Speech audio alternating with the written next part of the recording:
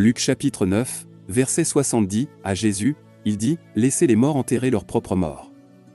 Mais toi, va annoncer le royaume de Dieu. » Dans ce verset, Jésus répond à un homme qui demande la permission d'aller enterrer son père avant de suivre Jésus.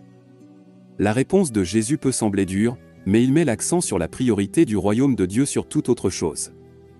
Il appelle l'homme à un dévouement total et immédiat à son ministère et à la propagation du royaume de Dieu.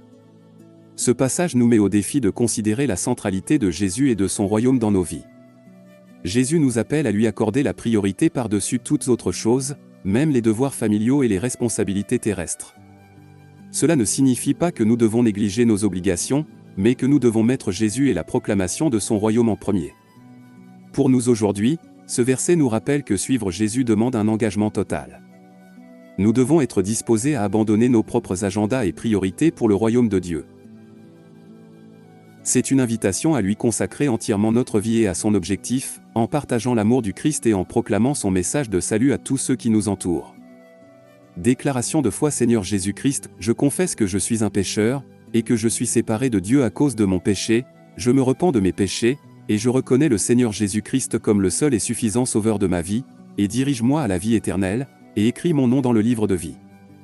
Amen. Éphésiens 2 versets 8 à 9. Car c'est par la grâce que vous avez été sauvés, par la foi, et cela ne vient pas de vous, c'est le don de Dieu. Pas d'œuvre, de peur que personne ne se vante. Acte 4 verset 12. Il n'y a de salut en aucun autre, car il n'y a sous le ciel aucun autre nom donné parmi les hommes par lequel nous devions être sauvés.